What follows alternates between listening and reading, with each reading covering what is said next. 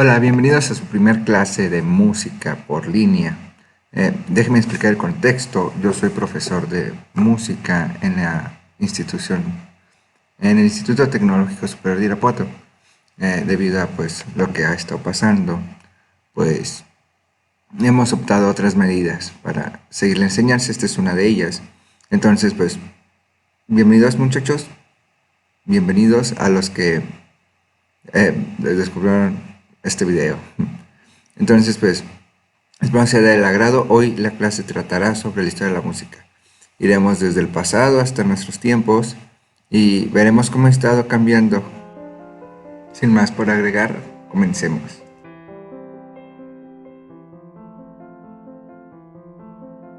Para entender nuestra primera etapa, hay que preguntarnos de dónde surgió la música. La música está desde el inicio del ser humano. Tan solo para darnos una idea, el instrumento más viejo encontrado data de más de 40.000 años de antigüedad. Es un colmillo de mamut tallado en forma de flauta. Y aún así, hacía mucho tiempo atrás de este colmillo, se tiene conocimiento de que nuestros ancestros generaban sonidos o golpeaban troncos, piedras, etc. para generar una comunicación con las demás personas, ya fuera para advertir peligro, comunicarse entre sí, bailar o hasta organizarse para cazar. Podríamos partir que de ahí surge la música como sonidos peculiares y organizados para comunicarse, lo que hoy en día se conoce como un idioma.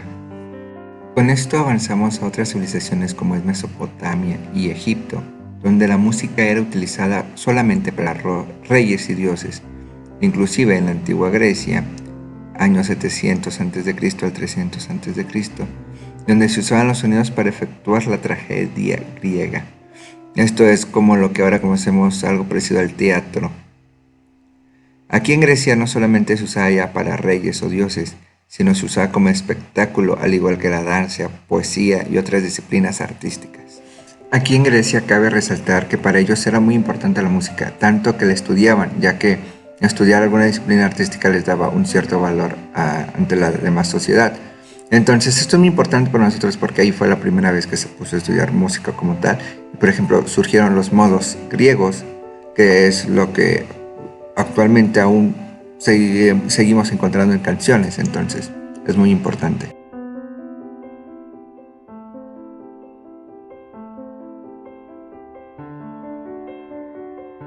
Esta época es muy importante por varias razones. Yo creo que la primera es porque se abre la primera escuela de cantores, que es en la Catedral de Notre Dame. Y sí, era una catedral. ¿Y que se enseñaban? Pues simple. Eran cantos gregorianos, llamados así por el Papa Gregorio I, quien fue quien colectó todos los cantos. Estos cantos no eran nada más y nada menos que cantos de liturgia, salmos, inclusive evangelios, oraciones, etc. Y solamente era cantada por monjes a los cuales se les enseñaba a cada uno de los cantos. Les dejo un pequeño ejemplo de lo que era un canto gregoriano. Ave Mater, qua natus est orbis Pater, o Maria. Nato nata, semper grata illibata. Imagínense esto, que había un monje que se encargaba de aprenderse todos los cantos, que eran muchísimos cantos, y tenía que ir pueblo por pueblo enseñándoselos a cada una persona, porque no existía una notación musical como ahora, al menos en ese entonces. Entonces, una persona iba por cada pueblo enseñando, y qué pasaba cuando se les olvidaba a alguien, cuando ya se había ido a la persona. Era bastante complejo. Los monjes, para acordarse de cómo iba cierta canción, ponían neumas encima de los textos litúrgicos. Esto fue el primer intento de notación musical, pero cada quien le daba el valor que quería a sus signos. Entonces, viendo esto, un monje llamado Guido de Arezzo creó una forma de notación musical en el siglo XI, la cual se desarrolló y sigue hasta nuestros días, pero ya como pentagrama. Además, fue el mismo Guido quien le dio el nombre a las notas musicales, tomando como base un himno a San Juan Bautista. Tomó las primeras 2 letras de cada verso y así formó las notas que conocemos hoy en día.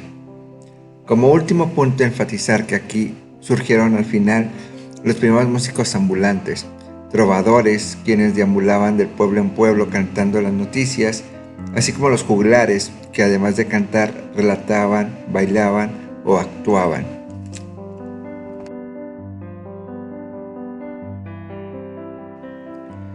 Esta época con su siglo de las luces es muy importante debido a que está el despertar del conocimiento humano y la música al fin va afuera de las iglesias.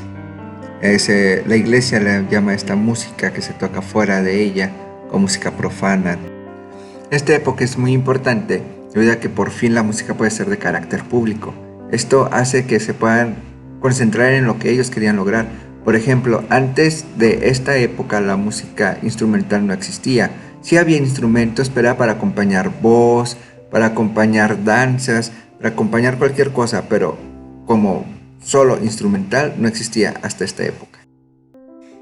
Giovanni Pierluigi Palestrina fue el encargado de la música instrumental.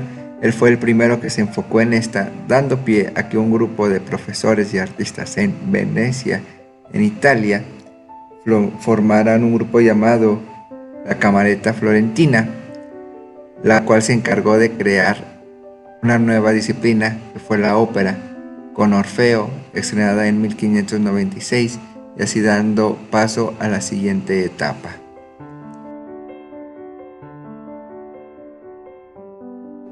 Barroco, cuya palabra significa perla preciosa de forma irregular, haciendo ilusión a la ornamentación, y de esto se trata este periodo, del sexo de detalles.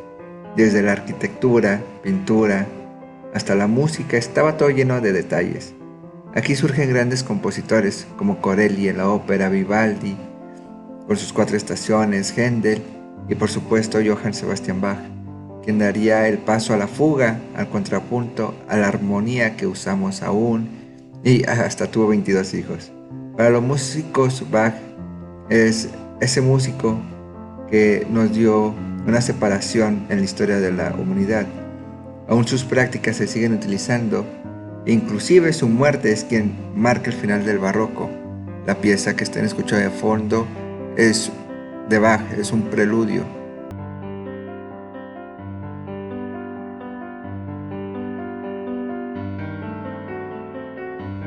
Esta época del clásico es muy importante porque pues hay compositores muy importantes como Mozart, Haydn, el mismo Beethoven en su primera etapa. Hablaremos después de esto.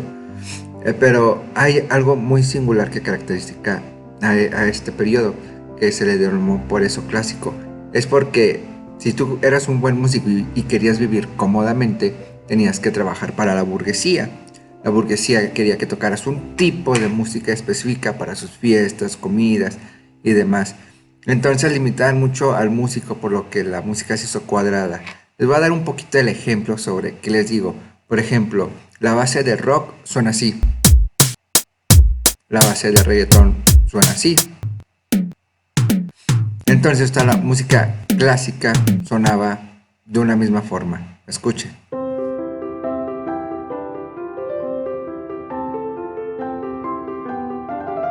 Esta sonata es de Mozart. K545 se llama la sonata.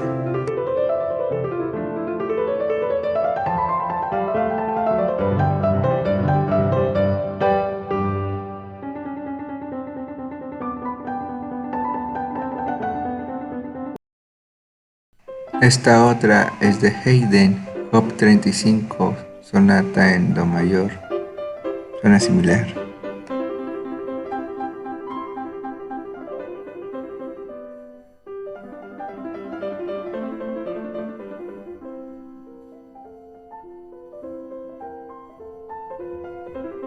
Podrán escuchar esta música, suena muy similar debido a que pues esas eran las normas, era lo que los burgueses necesitaban en sus fiestas, hasta que un día pues Beethoven, con su fuerte carácter, solía decir mucho que él quería componer lo que él sentía. Por eso al final de su vida compuso obras que mucha gente no comprendía, pero de igual forma gustaban. Por ejemplo, la Novena Sinfonía o Moonlight, que todos conocemos, marcando así el fin del clásico y el inicio del romántico con su muerte.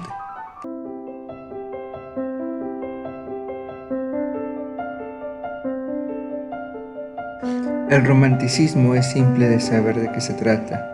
Trata de expresar el sentir del autor y del intérprete. Fue hasta una forma de rebelión al clasicismo, no solo en la música, sino en toda la sociedad. Aquí tenemos grandes autores como Frédéric Chopin, Mahler con su sinfonía, Bukowski con su ballet, hasta Wagner con su drama musical, una clase de ópera y su obra El Anillo de los Nibelungus, de 16 horas completas, que conocemos actualmente como la trilogía del Señor de los Anillos. Este siglo fue totalmente de romanticismo en todas las formas posibles. Se batalló, se sufrió en cuanto a los autores, pero gracias a esto pudimos tener esta libertad de componer como nosotros queramos. Bueno, y así terminamos este primer video, nuestra primera clase.